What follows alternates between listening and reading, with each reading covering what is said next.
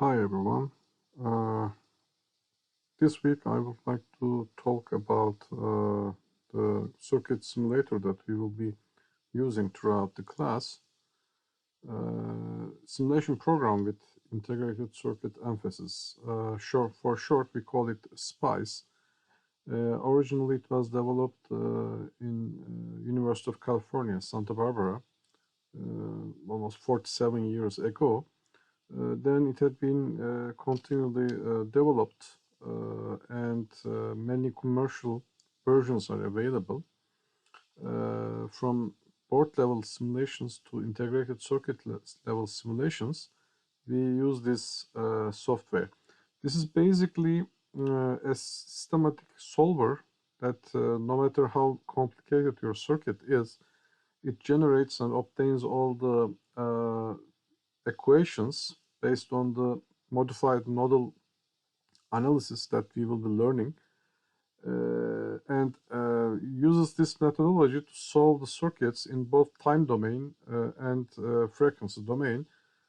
So you can analyze DC circuits, AC circuits. In addition to that, there are also advanced analysis available for like checking the performance corners or parameterized optimizations. So if we take a closer look at the history, the latest version that is available for public is W05. Since then, there have been private attempts to continue to improve the software, but Berkeley doesn't, provide any additional support to it. There are many companies who also use advanced versions of this, developed, SPICE software. Throughout the course, we'll be like using the LT SPICE because it's a open source. It's not open source, but it's a free SPICE that comes with lots of features. Originally, it was developed by Linear Tech, an IC development company, which was acquired by Analog Devices. And this company provided the LT SPICE for simulating their integrated circuits. But it can also simulate circuits that we will be dealing with. You can add custom models to it to simulate. So it's one of the most widely used SPICE available. There are tons of SPICE software available. However, throughout the course, we will be using the LT SPICE. So if you would like to learn more about these, SPICE, you can consult the Wikipedia. As you can see, tons of information available. For like, if you would like to learn about the history of it. However, for the time being, let us learn how to install and configure the LT SPICE. If you Google LT SPICE, the first thing that comes from analog.com is the place for downloading it, and it has this icon. So let's go there. When we land at the LT SPICE web page, there are some introduction videos that you can watch and learn the features. LT SPICE is a small software which shouldn't be a problem to download and install. On both PC and Mac, it's supported. So you can download whichever one suits you. There are tons of demo circuits available to get you started with. You can download a zip file which contains tons of example demonstration circuits. There is also documentation which would be useful for you, especially for the new starters. The information flyer and shortcuts, I recommend reading this. If you are using a Mac computer, then you can follow these macOS X shortcuts PDF file. It's good to keep them under your hand because while you are using, you will get used to the user interface and the shortcuts. so it will take some time to get along with, and these documents will be helpful. There is also a LT-SPICE Getting Started guide. Although this guide is developed for a pretty older version of the software, the basic features are the same, so it will be, helpful for you to learn how to use this software to solve circuits and simulate circuits. There are also lots of technical articles and videos available. In addition to this, there are also other resources available on the internet or YouTube. You can find tutorial videos and helpful, resources. So let us start by downloading the LT-SPICE. So I'm going to save it on my desktop,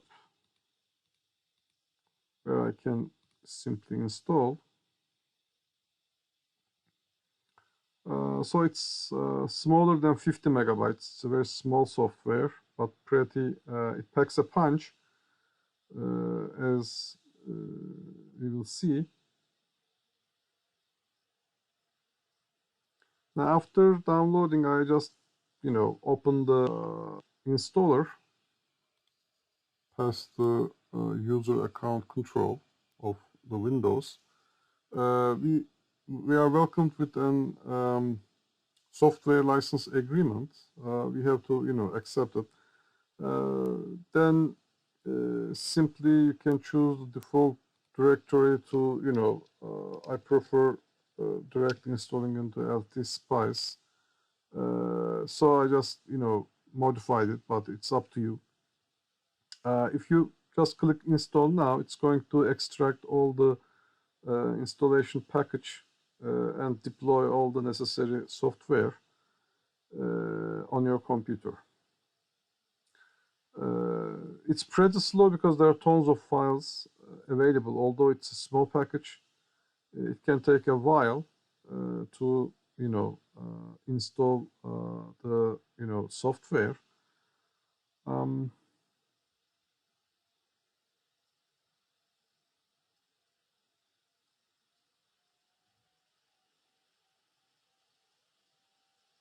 So we will wait a bit.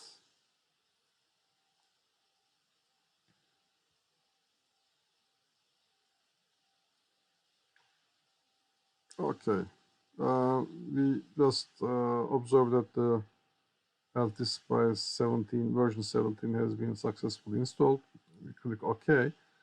Then for the one time, some of the libraries will be compiled and prepared for first use. Okay.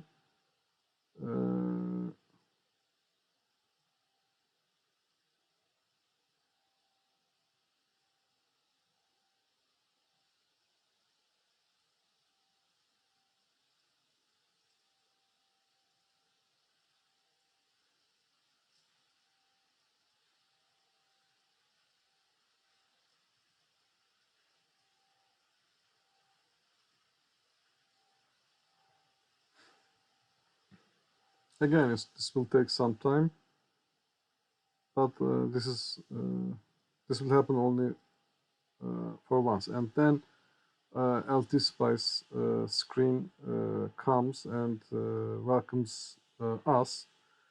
We will learn to use the interface and the features of LT-SPICE so that you can simply start designing or simulating circuits.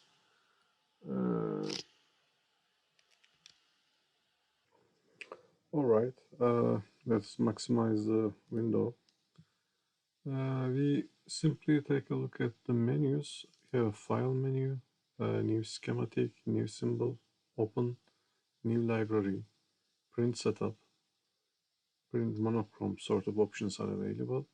There's the view menu. There's also the tools menu, which allow you to configure the software, like the color preferences or other details. There's also a help menu available.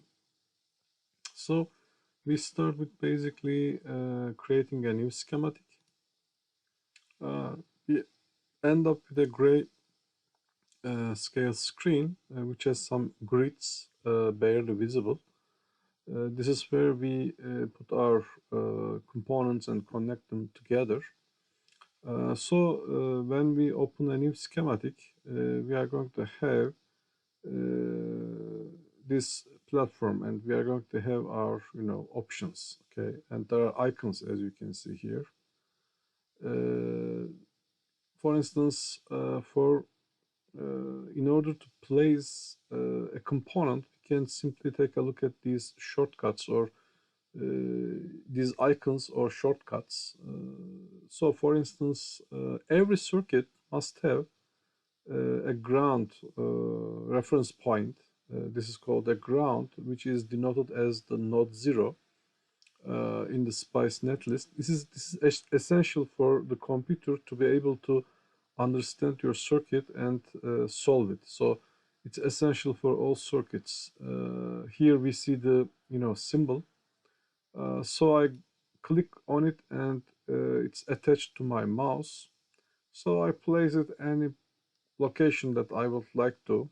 There is a little square which shows the point of connection. It's the terminal, basically. Okay, and you can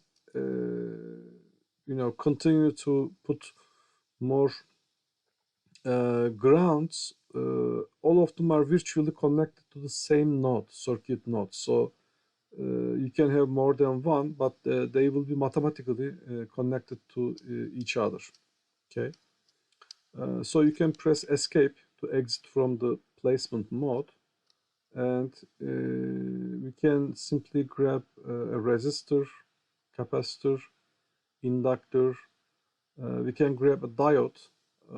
There are also other components which are hidden in this component library. This symbol moves the component which detaches from the circuit. Here, the drag simply drags the component with its all connections. You have undo and redo capability. You can rotate and mirror. These are activated when you select a component. You can place a text label on the circuit. For instance, if you press it, we can simply write down our first circuit. Let's say hello world. So this is basically a comment. You can, if you want, you can put it in vertical, or you can adjust the justification. You can play with the font size. Let's make it bigger. Okay. When I click OK, it's attached to my cursor, and I can place it anywhere. Okay. So let us place some resistors here so that we can simply build some sort of circuit for our first example. When I click on the resistor, the system gives me a resistor attached to my mouse. I can simply position it anywhere on the grid, okay, and place it there. Then I can have another, because as long as you don't press escape, the placement mode will continue to give you the same component. Okay, because if you need more components, you are going to end up with lots of placement moves. This makes things easy. If you need 10 resistors, you can make 10 clicks, and the designator will be automatically incremented on each placement. For instance, when I place the second resistor, the third one comes.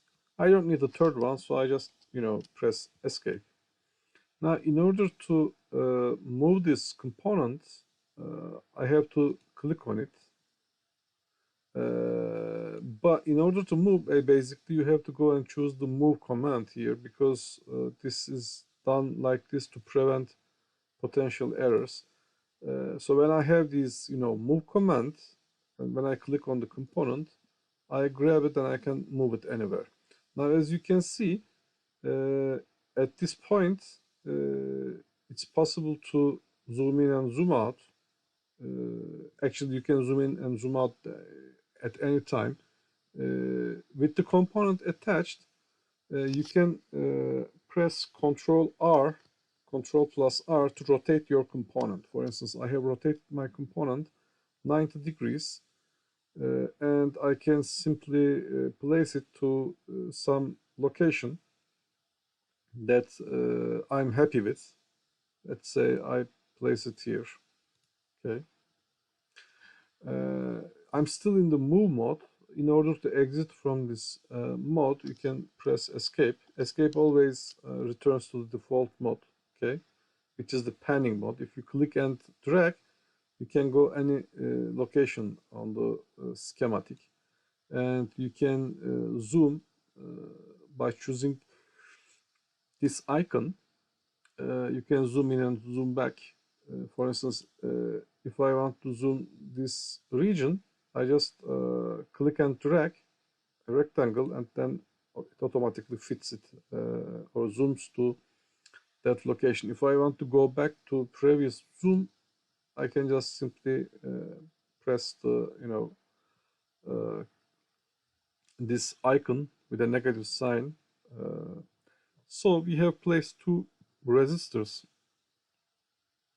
on our first schematic.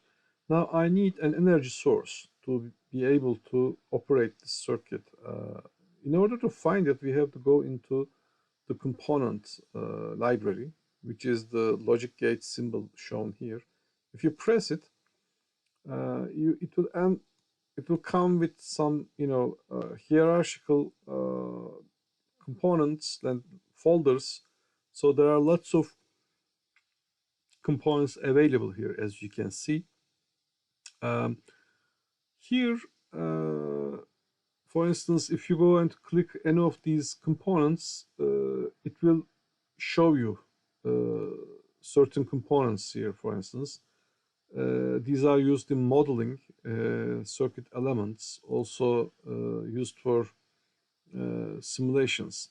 So, for instance, this is an ideal current source. You can edit its properties after you place it. And there are controlled, for instance, this is a voltage controlled voltage source. And there can be like linear current dependent voltage source, for instance. These are universal components in any SPICE software that you can find. This is a voltage controlled current source. We have seen the dependent components in class, remember. So today we are just going to make a very simple simulation DC analysis. So for that I need a voltage source, okay. This is the ideal voltage source, and its name is voltage, as you can see. When I say OK, it will be attached to my cursor. If I want to mirror image, you can mirror around the axis. So when the component is selected, if you press Control E, as you can see, it's now on sideways. Okay, it's just a matter of preference. Like it's a taste of how you draw your schematics. So I will place my voltage source here. I will press Escape, and I want to create a resistive voltage divider. Okay, so this is gonna be a basic, let's say this is a voltage divider, our first circuit. I can edit the text, and I can actually, with the help of the move command, I can move it anywhere. Okay, I just use it as a title, and I also would like to for the aesthetics, I just move my ground symbol in the middle.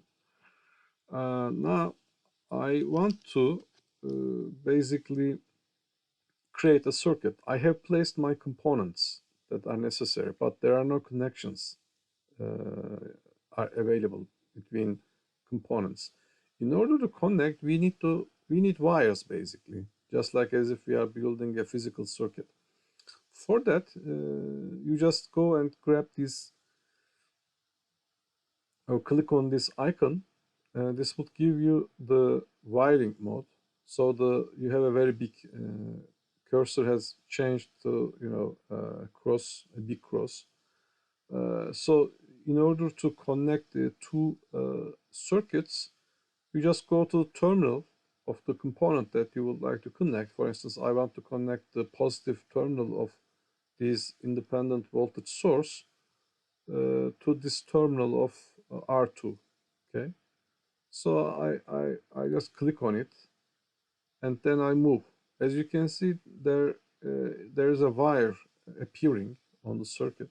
Okay, if I want to make a turn at this point, I want to turn right, I bring it to here and click once again. Then it will follow my clicks until I reach the point where I want to connect to my component. And we always use these little square terminals to make physical connections. So I end up here at the terminal of R2 and I click again, and now I have a connection. This is a wire that connects V1's positive terminal to the R1's one of the terminals. Then I would like to connect my other terminal of R2 to R1 so that I can have a voltage divider. Okay. And as you can see, on each click, it makes a rotation or a corner. So I have to click here to finish the connection. And as I mentioned, every circuit in SPICE needs to have a reference point. Basically, here the ground defines or tells the simulator that all the voltages are defined with respect to this node. We will learn about this more in detail. In order for the simulator to operate properly, that is to create the equations and then solve them, we need to show a reference point to it. All other things will be relatively defined to this potential.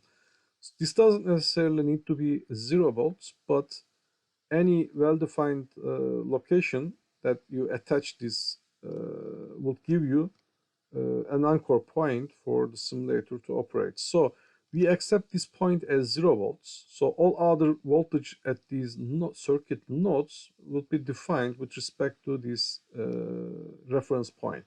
So for that, I have to, make a connection.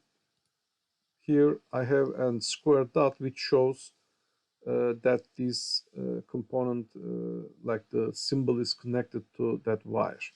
For instance, I can draw a wire like this and finish it here. Okay. Here, these two wires are not connected. The one is flying over the other one. So you have to be careful about it. When there's a physical connection, this dot appears, and that means you have a proper connection. If there are more than two connections, as you can see, there are one connection here, another connection here, and this is the third one. When the third one or the fourth one comes, you have to see this dot to make sure that you have made a proper connection. If you would like to delete, you can simply press F5 or function F5 depending on your computer setup. Typically, these shortcuts are assigned to function keys. You can simply get rid of any connections that you made. Like, for instance, I can simply, if I want to cut, F5 will give me the delete option. and I can simply delete my connection or disconnect it. Okay, cut my, it's just like a wire cutter. You can cut the wire, or you can later on repair your wire. Okay. Now, each component on this schematic will have some properties. For instance, if I would like to set the DC value of this voltage source, first I need to determine the type of this voltage source. Since so far we are only concerned with DC components or DC solutions, I will just right click when I'm pointing it. I will right click on it and it will give me some options. Now, in the most basic state, you can simply write down the DC voltage value that you need to have here. If it has some internal resistance, you can set it. Or if you are going to use it in a more advanced context, you can simply click on the advanced and tons of options will appear here. So you can change the characteristic of this voltage into a pulse, into a sinusoidal or exponential one, or a piecewise linear defined voltage. For the time being, we will not be using those advanced features. We are only interested in the DC value. So let's say we have 5 volts here, okay? You can simply write 5, or you can put a V next to it. Both of them are correct. Typically, the simulator will ignore the V and take the mathematical numerical value of it when it's doing calculations, okay? I just write to 5 volt, and as you see, the voltage value is shown here. So this is kind of an battery to us, okay? Then I want to set up the values of these resistors.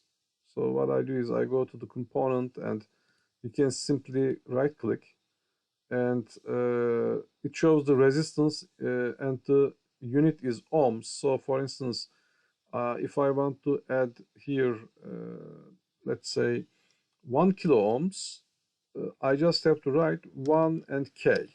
Okay, K means 1,000. So I click OK, and I have a 1K resistor here. Okay.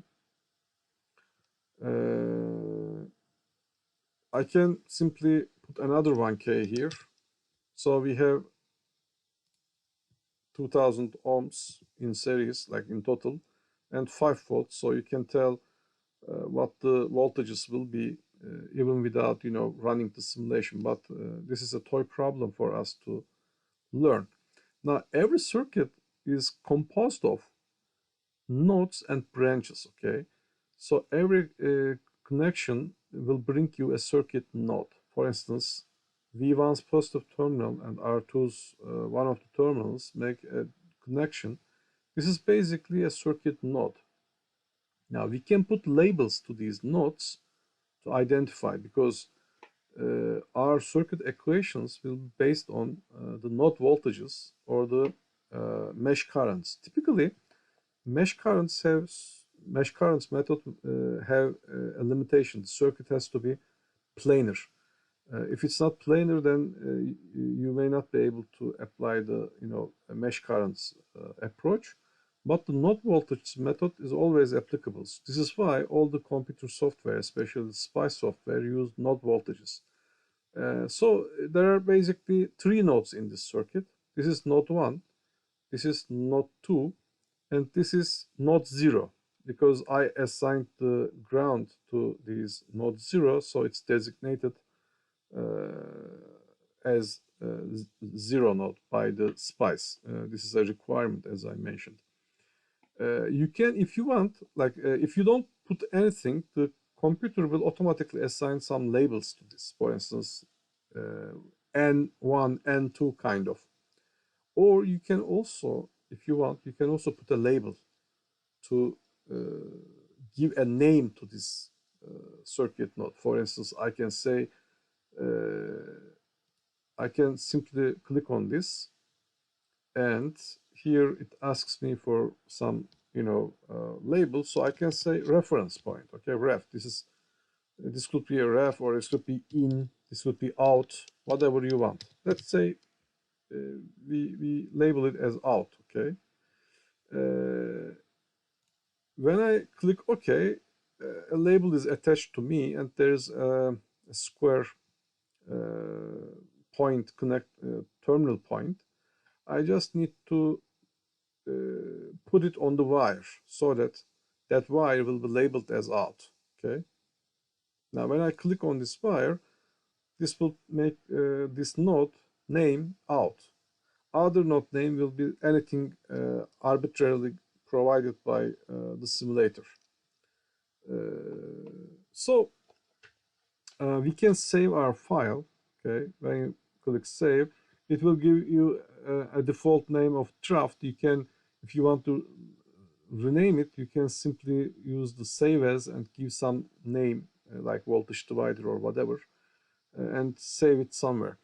Basically, this is the graphical image you see here is represented by a text file, basically. Okay, and a netlist shows the connection of components in a schematic, basically the circuit topology. This is called the topology that comes from the mathematics, basically. So in a netlist file, you will see how the components are connected to each other. If there are special components like transistors, diodes, etc., you will find the models, and there are also SPICE directives that command the simulation. So for that, in order to be able to simulate, there are certain different types of simulations available provided by the LT SPICE. We will start with the operating point, basically. Operating point means the solution of the DC circuit, in which all the capacitors are accepted to be open circuit, all the inductors are taken as short circuit, and the rest of the circuit is solved. All the currents and voltages are calculated for you. This is the most basic, or the first step in any circuit when you design something, when you want like to simulate or do more advanced analysis. You first want to make sure that you have all the DC voltages established as intended. In order to simulate, we can simply go and click on this running man icon. Since there are no setup for the simulation configuration, we are going to the software will ask us what kind of simulation we would like to do. So when I click on this run,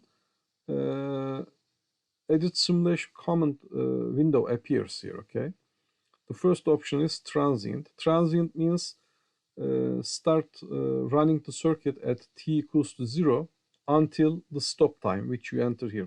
For instance, you can enter some time, 1 second, 2 seconds, whatever. It will first run the DC operating point, then start the circuit from the initial conditions, and then will stop solution at the stop time. You can determine how many, the time step, which shows the resolution of the solver, etc. There is AC analysis which solves the circuit for in the frequency domain. There is a DC sweep, which basically you choose a parameter, a circuit parameter. It could be some voltage, it could be some resistor or whatever. And then you change that variable and see how the output changes with respect to that. This is very handy when you are designing circuits. There is noise analysis, which estimates how much noise will be generated by the components or the designed circuit. We won't be doing those currently. It's a bit of advanced thing. DC transfer function basically gives you the small signal transfer function. Again, we won't be using it currently in this class. We will be mostly using the DC operating point, DC sweep maybe, and transient and AC analysis. Okay, these will be the ones that we will be dealing with. So Since I would like to make a DC operating point simulation, I just come here and choose it. As you can see, there is a special keyword appearing here. This is .op.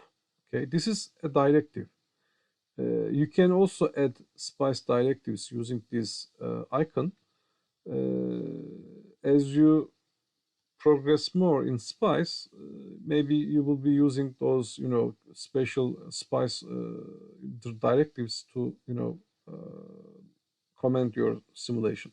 For the time being, since you are new starting, I will use this approach. So I click OK.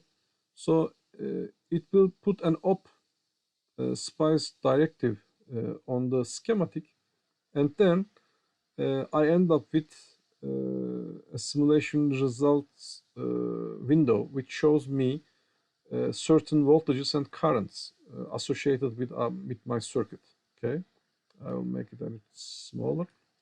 Now here, for instance, the voltage at the circuit node out, because I labeled it with out, so I know where it is. The voltage value is 2.5 volts.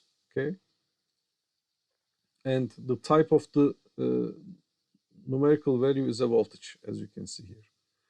The voltage at N001, which is the automatically assigned value, which should be here, okay, it shows 5, because actually the voltage between this node and the reference point is 5 volts. It's set by the value of the voltage source that I connected, so it's 5, as you can see.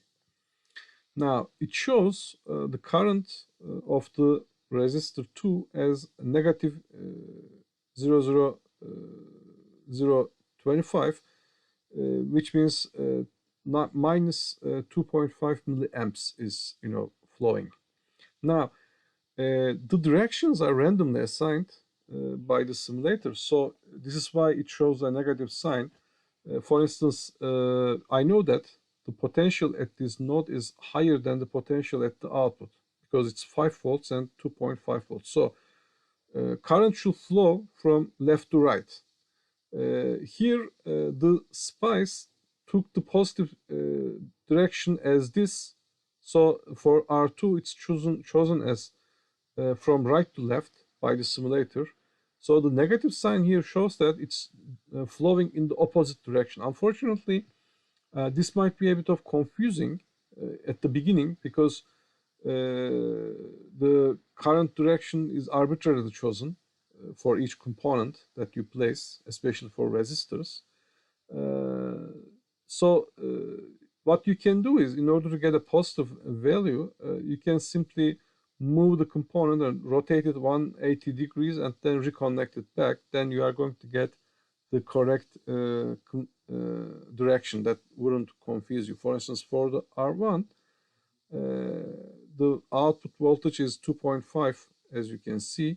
The voltage at this circuit node is 2.5 volts, and the voltage here is 0. So the current should flow from into R1, and the direction is chosen, like positive direction is at the output node and the negative is on the ground. So the current value is showing correctly 2.5 milliamps into it. Okay. In LT SPICE, typically current always flows from higher voltage to lower voltage value. So for instance, if we take a look, the reference direction for V1 is from plus to minus. Okay, it's pointing towards ground, but the current is in opposite direction, which means that the current is flowing out of this node. This is why the value is negative. Okay, after the simulation, DC operating simulation, it will show you all the voltages of the nodes and the currents. Actually, you can also calculate. For instance, if I know the voltage value of this node and if I know the voltage value of this node, I can simply take the difference of the voltages and divide it by the resistor value to find the current. This is actually what the simulator does for us. So this is the basic introduction of how you can build a circuit and simulate, so that you can solve your questions. It's kind of a calculator or estimator for a circuit. You can simply solve examples that we have encountered or seen in previous tutorial sessions, and then you can actually learn about the answers to it. After this thing shows up, you can simply close it. Okay. Now, if I go to any component and if I hover over the component on the lower, status line, you can see the DC operating point. For instance, the current is negative 2.5 milliamps and the power dissipation is minus 12.5 milliwatts, because this is the energy source. Since it's sourcing energy to the rest of the circuit, its power consumption is negative, because the current is flowing out of the component and it's against the reference direction taken from positive to negative, so that it's negative. So if I go to the resistor value, for instance, R2, as you can see, it shows a negative 2.5 milliamps, and the power dissipation is 6.25 milliwatts. After you simulate, all the calculated values are shown when you hover on the components like this. Okay. So, for instance, if I would like to show the voltage value on this circuit node, I can double click on the wire. If I double click with my left, it will show you the value that the solver has obtained. So, for instance, I got 5 volts. If I want to show the current flowing, I can simply double click again, put another label, and I can go over the label and right click. Then display data menu appears. Here the dollar sign shows the voltage, not voltage. Okay, it means the node voltage. This is what it's showing. I can simply delete this and I can choose, okay, show me, let's say, the current of R1, IR1. When I choose it, these are the available things that comes out of the simulation, the available variables that can be displayed here. So I can simply click OK, and now it shows the 2.5 milliamps. Now they are unfortunately overwritten, so I can simply delete the previous version of the label.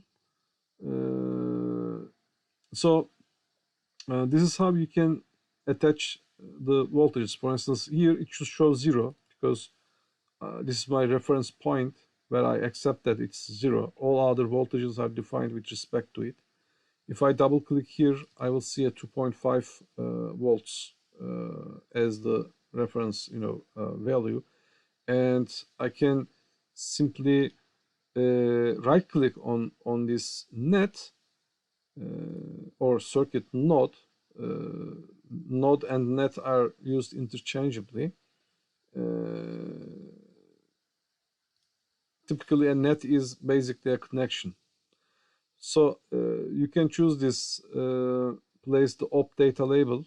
This is what we do. When I click it, it shows the, first by default, it shows the voltage value.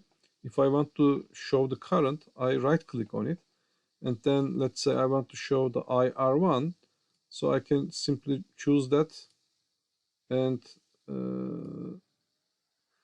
now, for instance, since I haven't deleted the original dollar sign, it warned me. So I just need to delete that one and just keep IR1 as the only expression. It can only show one expression. You can put mathematical functions as well here. There are keywords that you can use to display those things. So as you can see, here the current is now 2.5 milliamps. This is the current of R1, for instance, that is shown. So like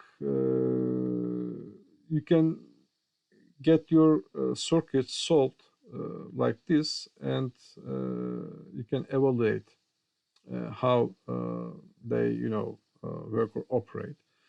You can save your circuit when you make these change. Make sure that you save your circuit before you exit the program. And for instance, what else can we talk about? Maybe we can also show some extra features of the program, especially different types of simulations that can be done.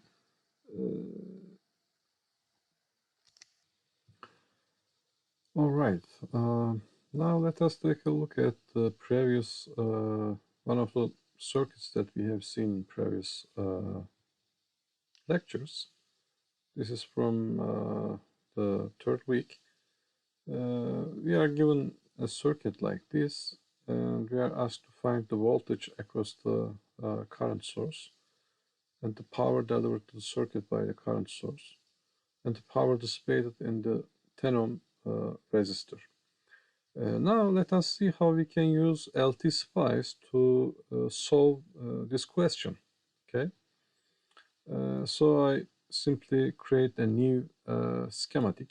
Okay, I'm going to give some label to my circuit just for me to remember. Let's say lecture 2 and example 1. Okay, just some title is always good to remember. So I need 5 resistors to be placed. So I will just start from left, and I'm going to put some resistors. I'm just going to create the same circuit here basically. Okay, there were resistors like this. I press Ctrl R so that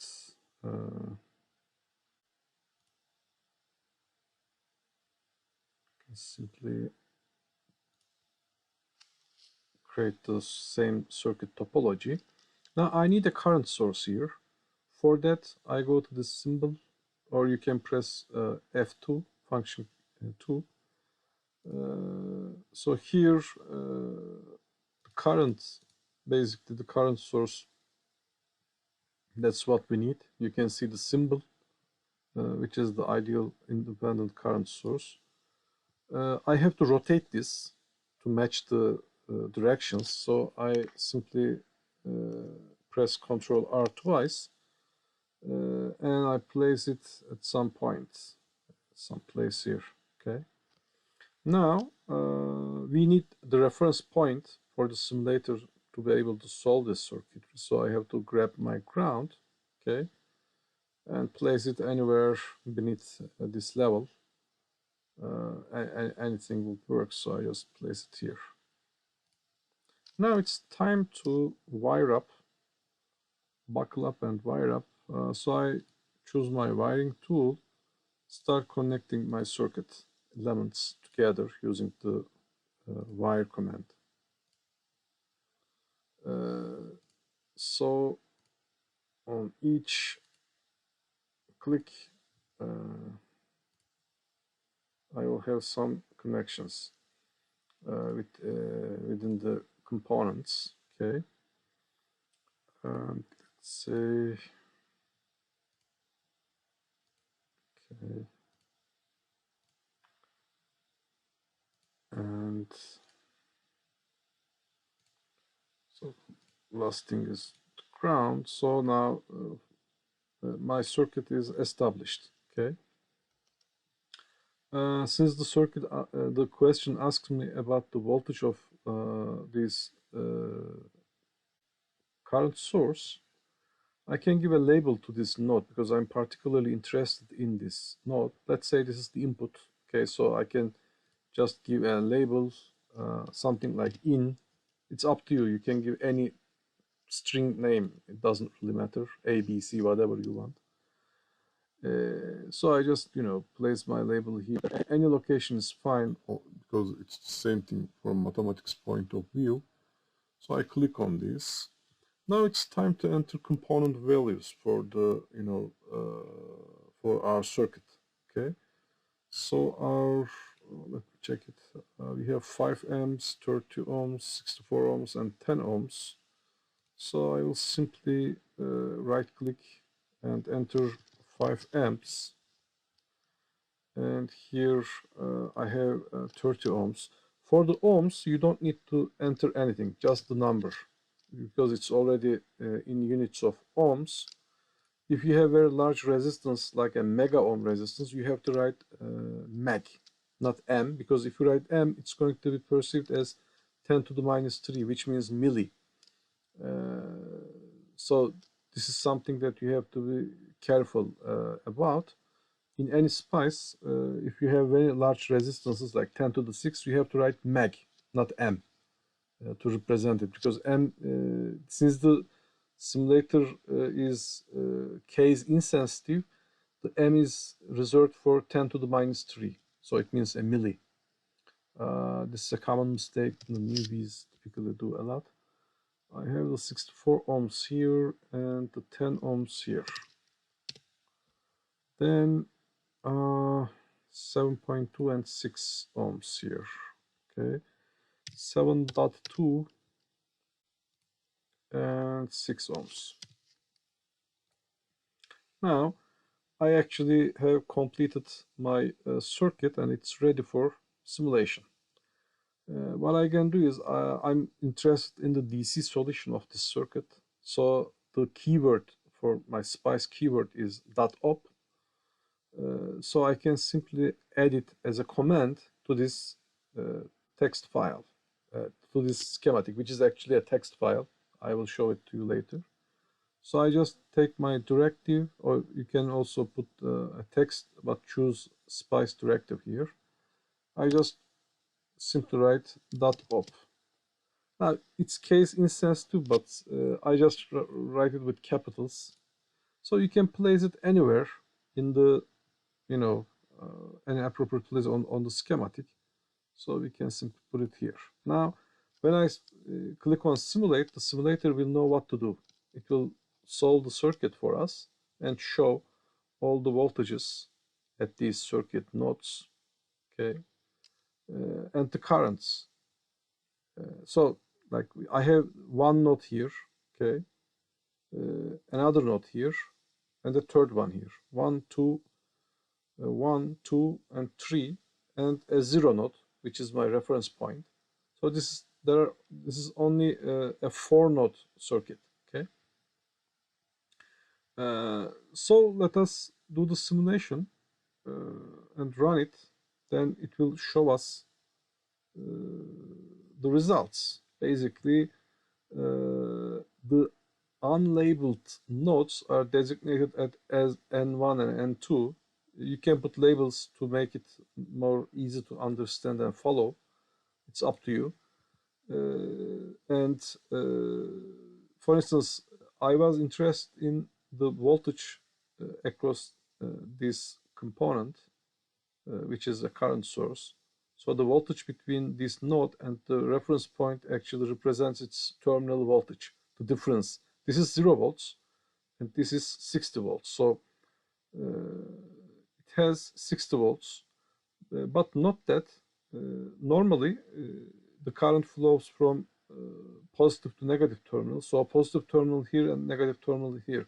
So it means that the voltage is opposing the current direction, voltage value, which means that this is a source and it's sourcing energy to the rest of the circuit. Okay, so I have 5 amps here and I have 60 volts here. Okay, then I am supplying negative 300 watts to the rest of the circuitry. This was also a part of the question. Another one was the power dissipated by this R1, which is 10 ohm resistor in the question. Here, my solver tells me that it's 2.4 amps are flowing through this resistor. And because of this, I can easily calculate, take it square of it and multiply it with 10, would give me 57.6, which is the correct answer for the question. So as you can see, we can use this simulator to solve any questions that we encounter in our class, in our lectures, in homeworks. So this is a good opportunity to self-check your solutions. Also learn about the basics of using an SPICE simulator. So if I simply close this window, and if I come or hover over the component, you can see that in the status line, it shows the DC operating point as 5 amps and the dissipation as minus 300 watts, which is the answer to the question. Also, if I hover over R1, you can see that the current value is 2.4 amps and the power dissipation is 57.6 watts as we have predicted. I would like to see the node voltages, so I just go and right click on the net or node, circuit node, and place a data label there. So this is 60 volts at this point. How about this node? If I right click and show the voltage there, it is 38.4 volts. And across the 10 ohm resistor, I can also show it's 24 volts. Okay. And if I want to show the current, I can also add another label, then edit the label. And for instance, I want to show IR1. Okay.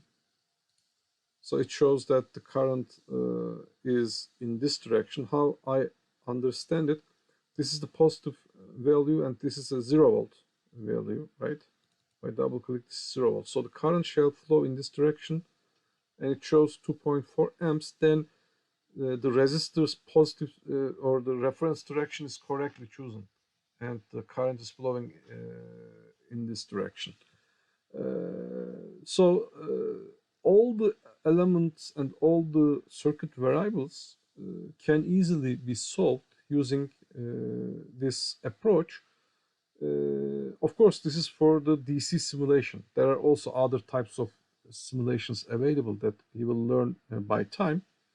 And some of those will be used in more advanced classes with more advanced software.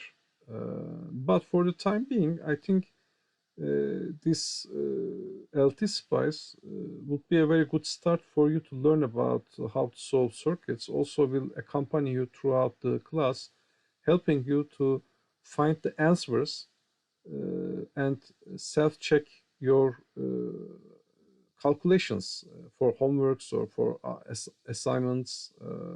So you need to do some exercises. For instance, I recommend that you can build circuits. All the examples that we have learned in the lectures, and also in the tutorial sessions, you can construct those circuits and solve them so that you can learn about how to use the LT SPICE software and become familiar with the user interface and all the features of the software. So what we can do is we can solve a couple of more examples, simulation examples, so that you can have a better understanding of this software.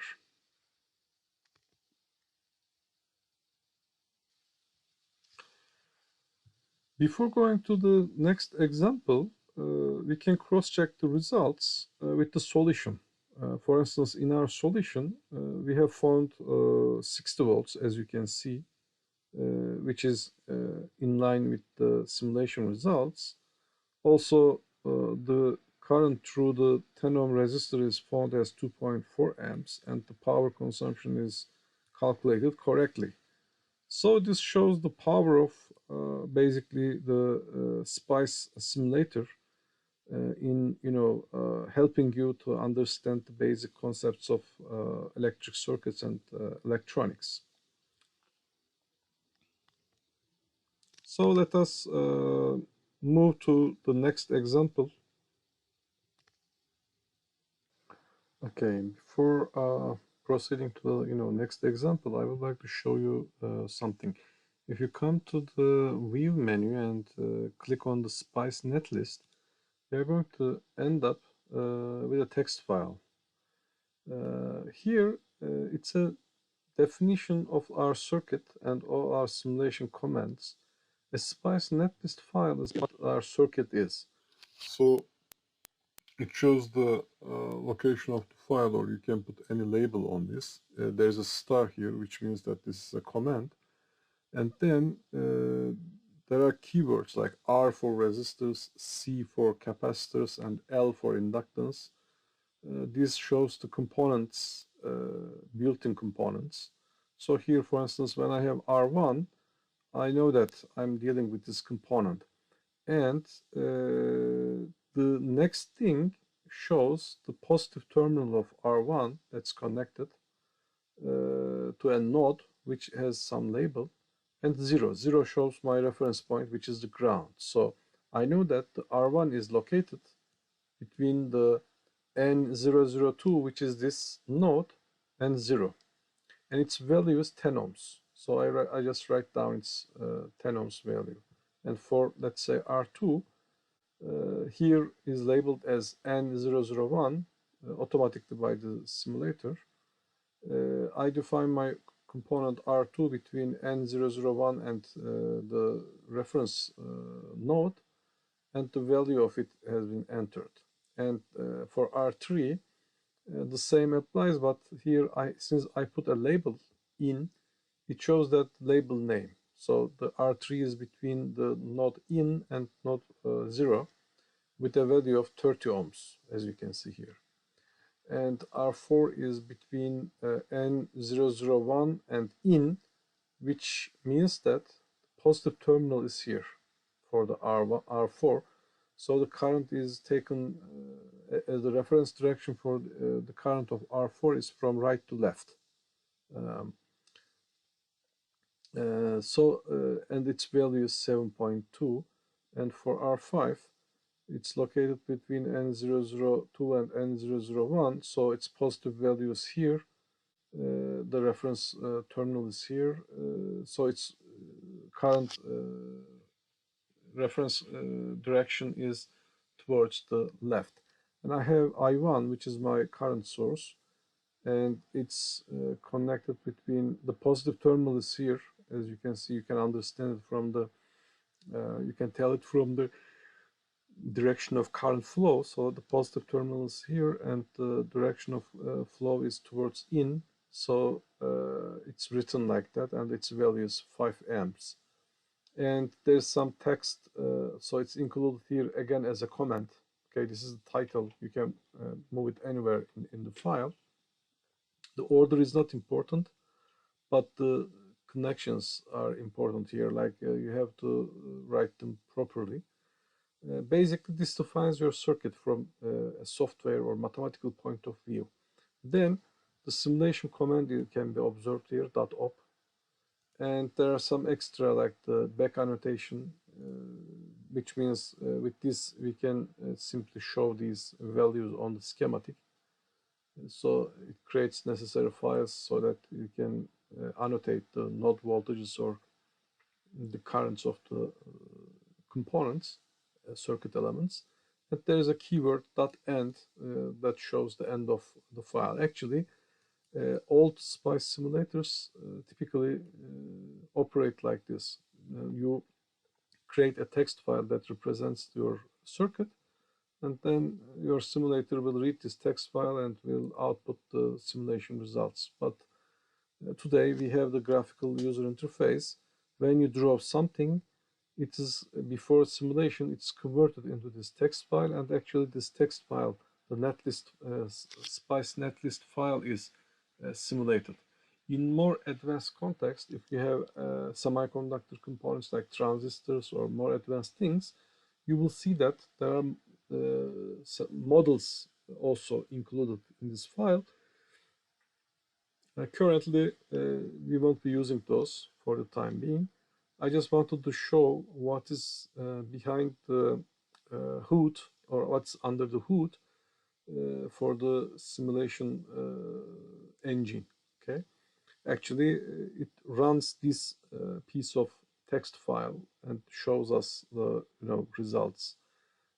But it's more convenient, more human to draw things than write them like this, because when you write the circuit like this, you will eventually need a graphical representation to tell which component is connected to which one. So basically, a netlist file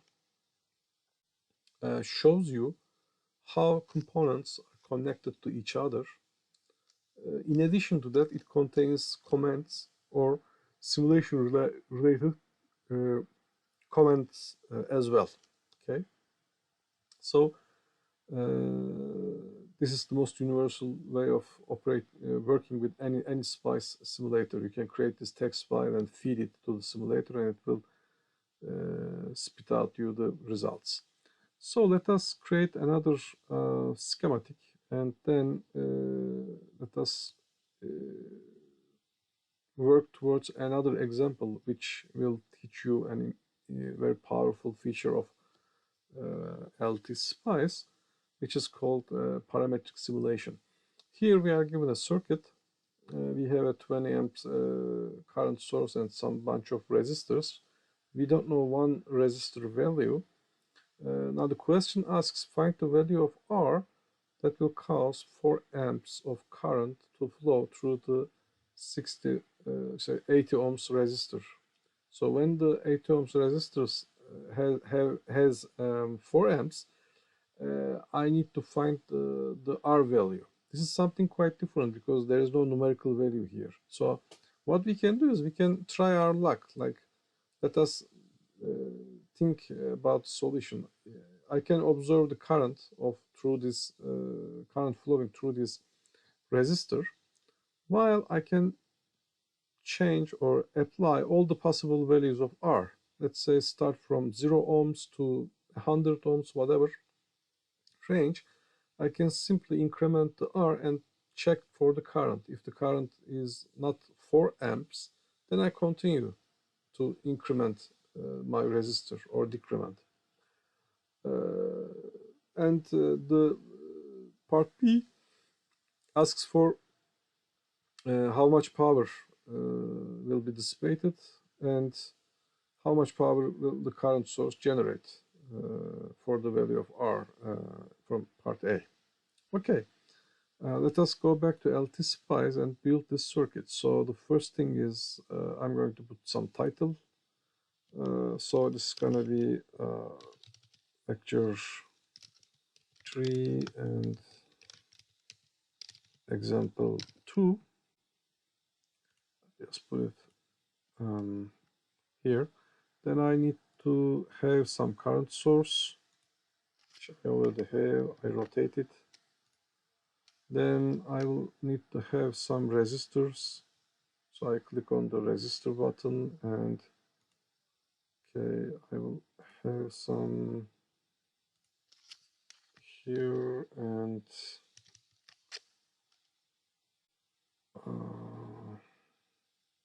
I'll connect it like this. Then I will simply move my title a bit more for visibility.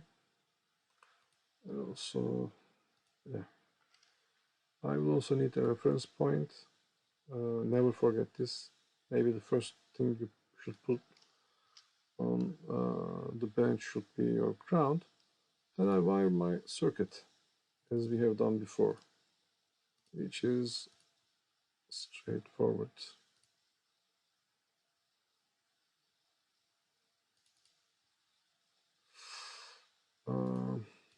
Don't forget to make sure that all everything is wired up properly.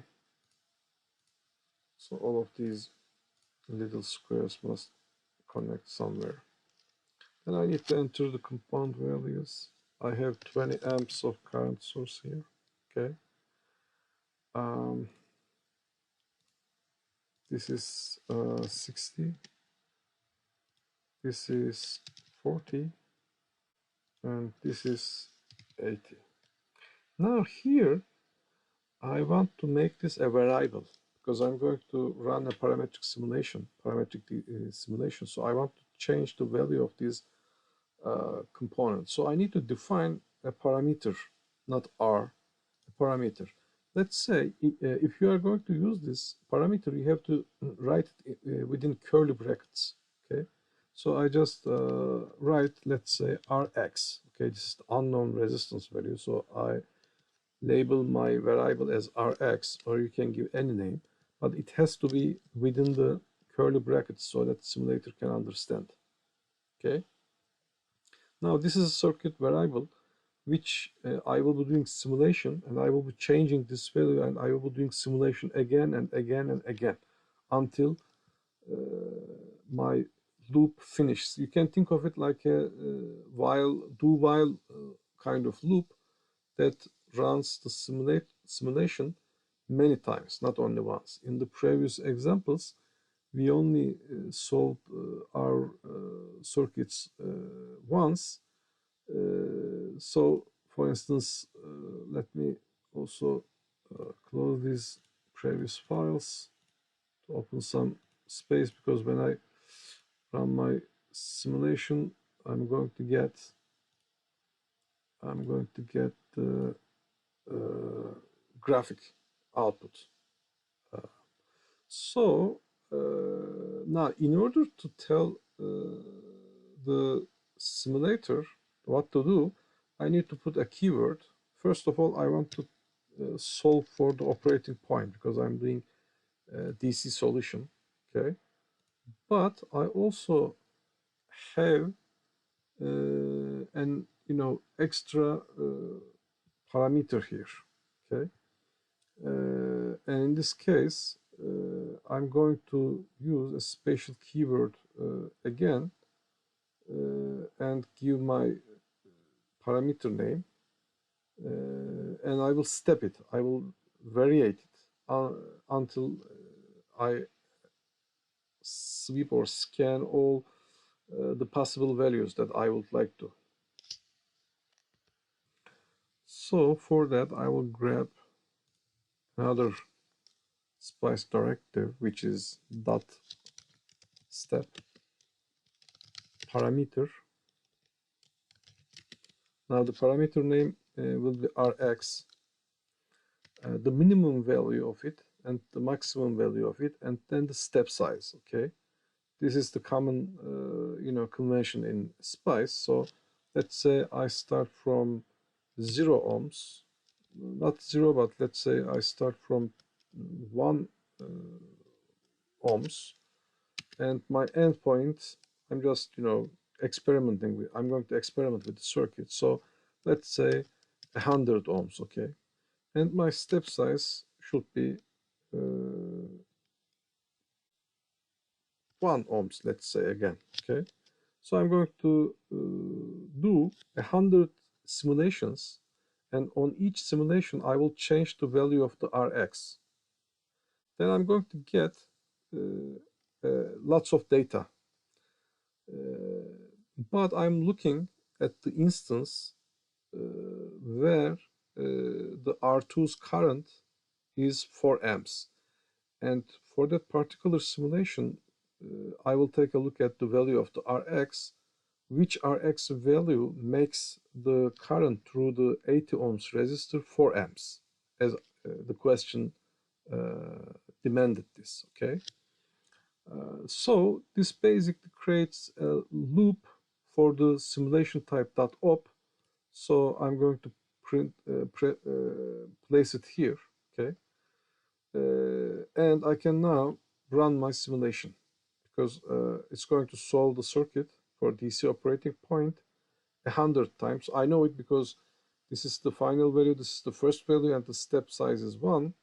So it will run 100 times, then give me the results.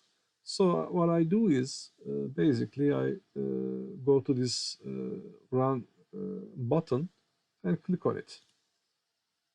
Then I end up with the simulation. As you can see, in the x-axis of these, window, there is the variable that is being stepped, which is Rx. Okay, it's stepped from 1 to 100.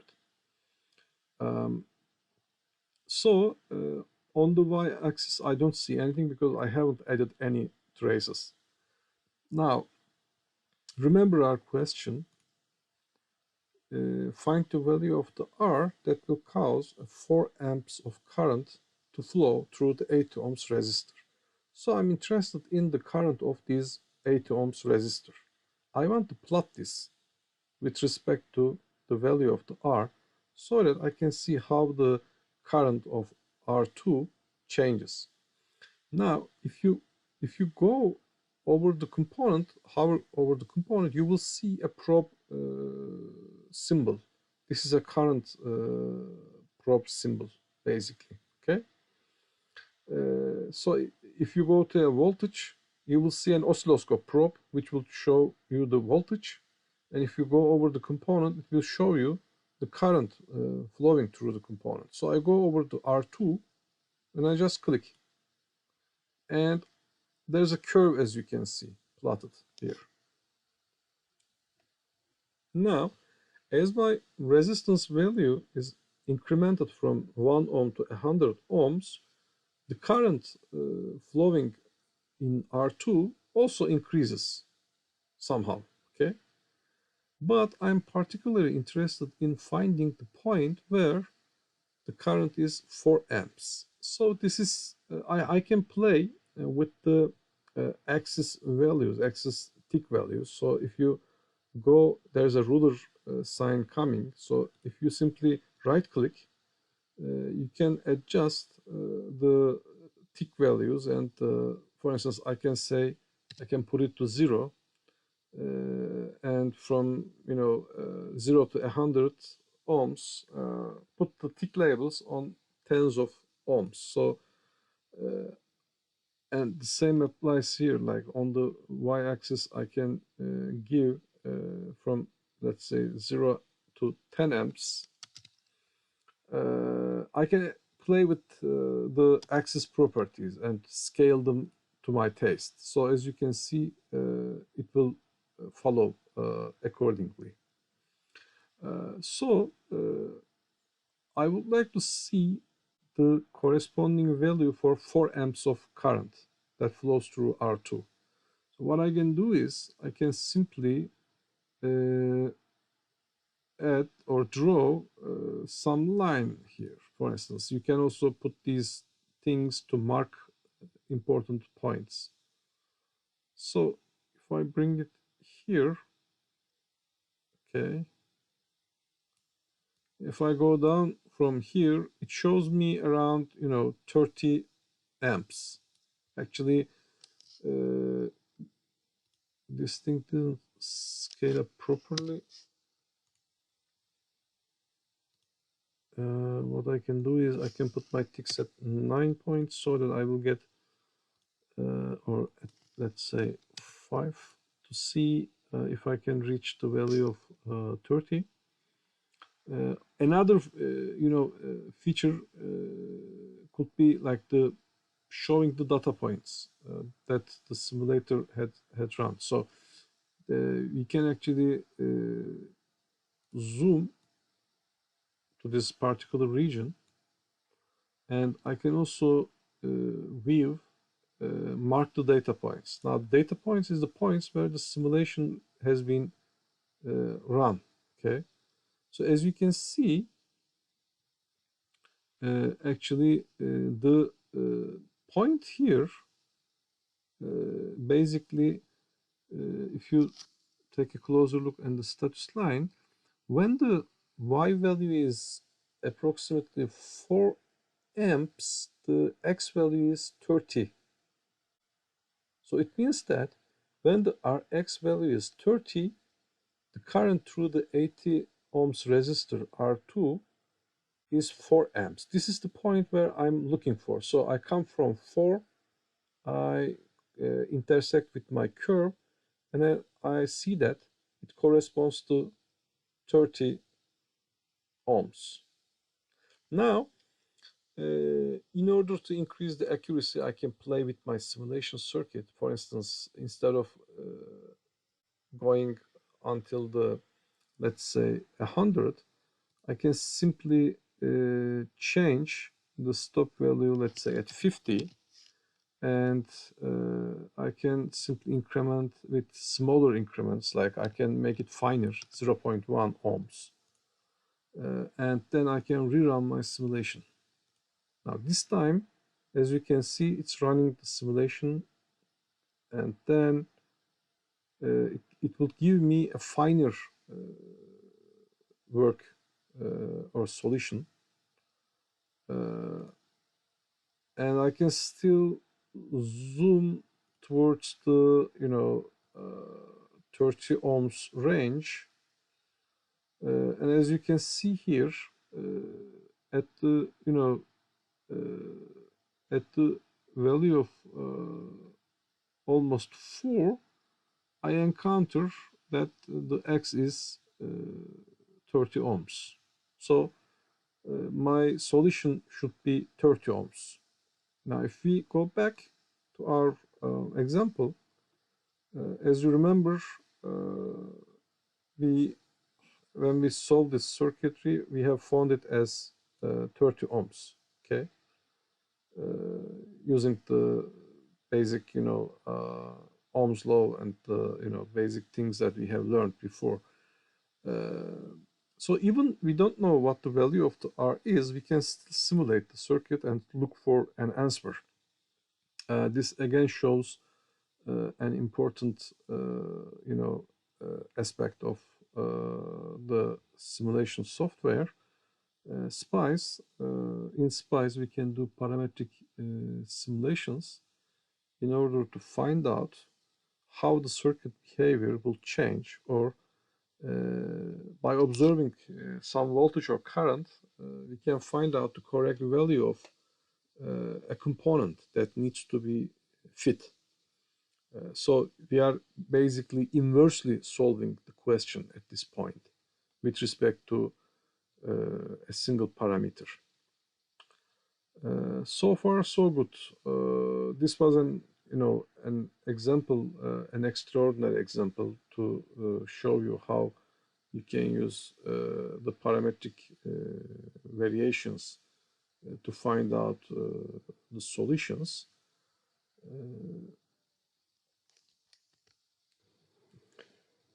Let's solve another example from our previous lectures. So I will create a new schematic. You can simply close these ones. Okay, save them. So let's put a title.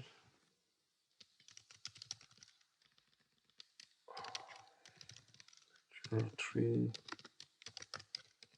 example 3.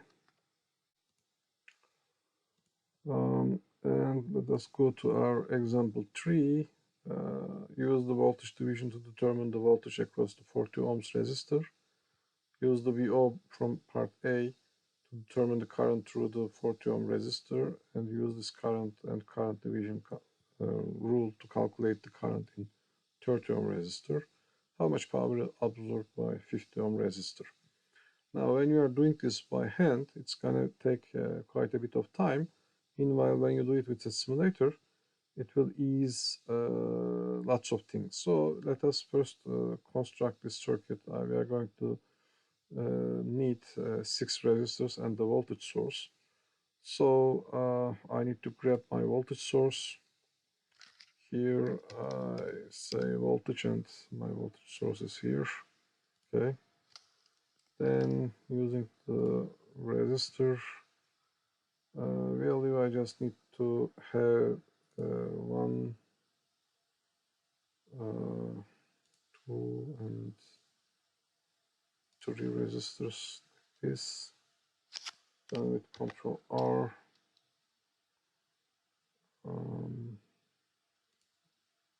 R4 and R5, and R6. Okay. Yeah. Then I need to have my reference point. Typically,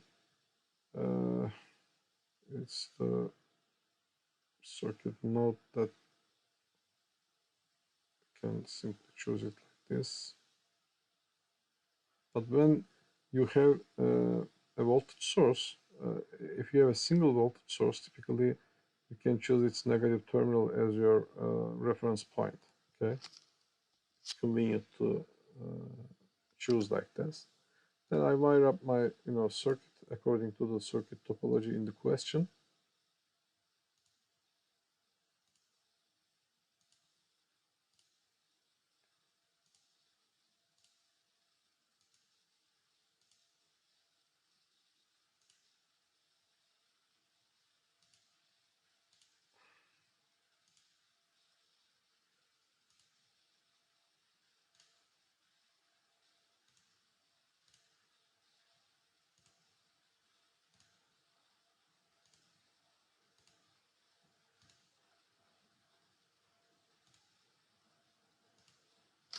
Okay. Now I have to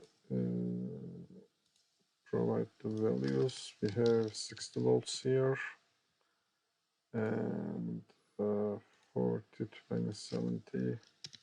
This is 40, this is 20, this is 70, this was 10,